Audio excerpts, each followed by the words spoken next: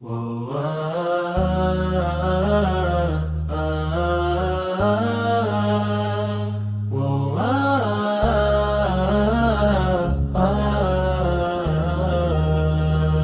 tanah Yaman yang sunyi lahir seorang insan, namanya Uwais, tidak dikenali zaman. Tiada harta, tiada pangkat dunia, namun hatinya bersinar lembut seperti syurga.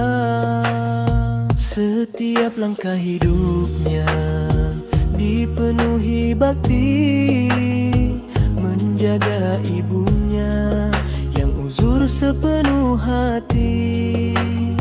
Walau rindu pada Rasul tak pernah bersua, doanya sampai kasihnya tetap sama.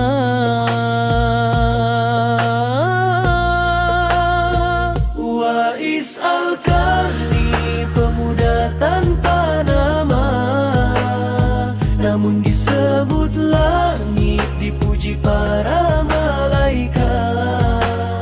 Bakti pada ibu lebih tinggi dari istana, engkau mulia di sisi Tuhan yang Maha Hebat.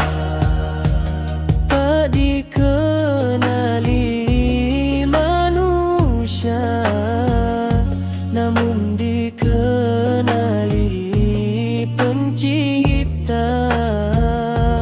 Doamu lebih tajam dari pedang, lebih tinggi dari para bangsawan. Tak kala sahabat mencari di padang Arafah, Umar dan Ali memanggil penuh tabah. Wahai Uwais, mintakan untuk kami doa, kerana engkau kekasih Allah yang setia.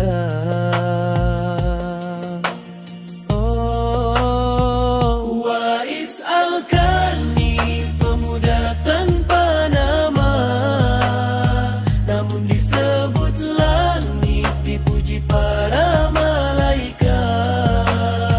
Bakti pada ibu lebih tinggi dari istana, engkau mulia di sisi Tuhan yang Maha Hebat.